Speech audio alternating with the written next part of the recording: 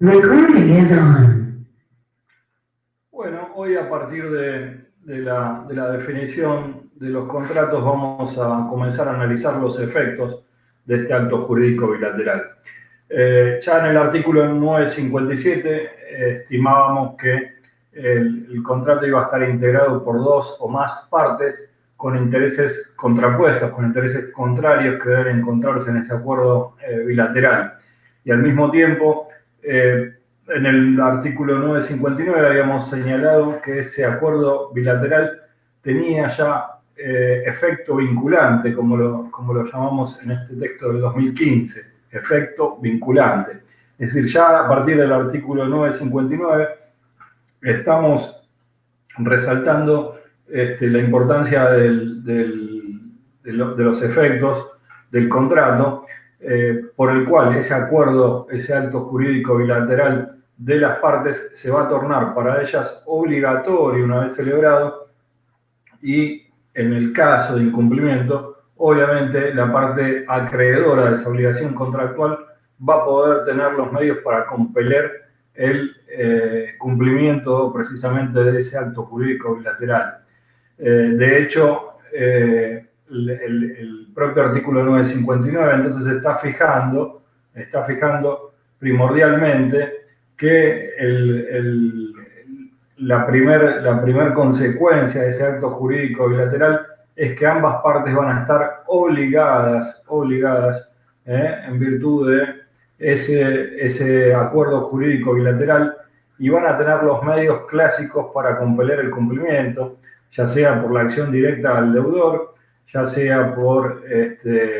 procurando el cumplimiento a través de un tercero, o por medios coercitivos como las astraentes, o directamente resolver la obligación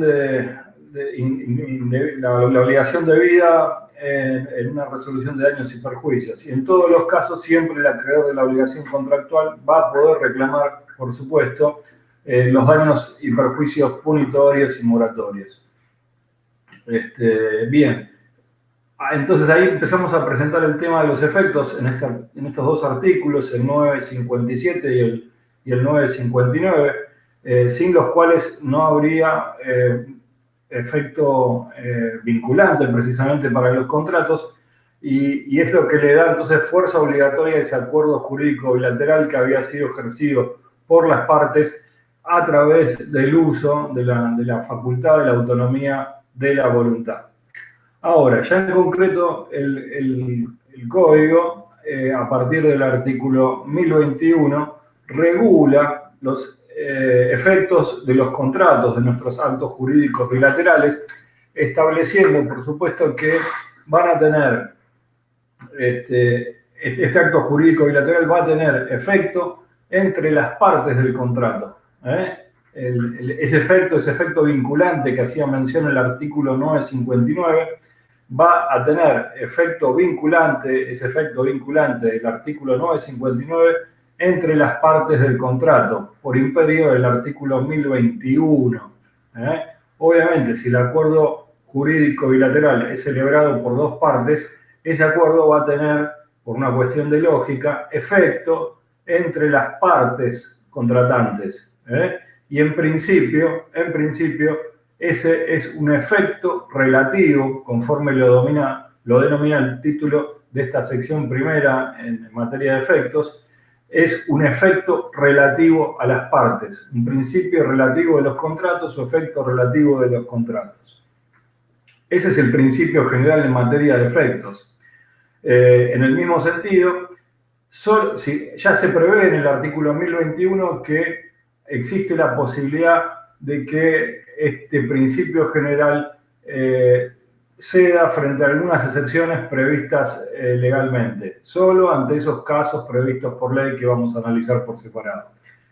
Entonces, fijémonos que el artículo 1021 establece esta regla general o principio general de efecto relativo de los contratos, haciendo mención que el contrato va a tener efectos exclusivamente entre las partes.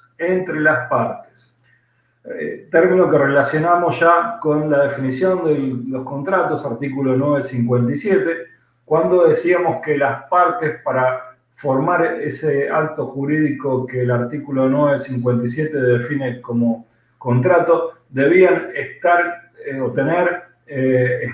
intereses contrapuestos. Obviamente en un contrato de compraventa no puede haber dos partes compradoras, así como no puede haber dos partes vendedoras. Las partes en ese acto jurídico bilateral deben tener intereses contrapuestos, intereses encontrados, para que realmente exista un acto jurídico bilateral. Ahora bien, el propio código se ocupa de definir o mencionar los supuestos de quienes son considerados parte en el contrato a través de una enumeración que hace en el artículo 1023. El artículo 1023 menciona específicamente tres supuestos que son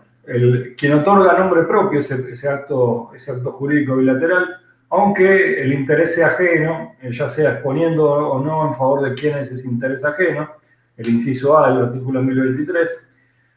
cuando es representada la parte por un otorgante que actúa en su nombre e interés, el caso típico de un apoderado, y el inciso C, cuando manifiesta la voluntad contractual, aunque ésta sea transmitida por un corredor o un agente sin representación, dice el inciso C, enunciando entonces un supuesto de quien declara la voluntad siendo un agente o corredor, actuando, por supuesto, en nombre y representación de otra persona. Entonces no es un representante de la voluntad del titular del negocio jurídico, sino que actúa por cuenta propia, pero en interés de otro sujeto.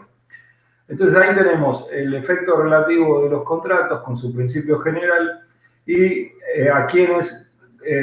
con esas excepciones legales que ya va dejando sentado que existen, y a quienes considera parte del contrato y en el contrato el Código 2015. Gracias.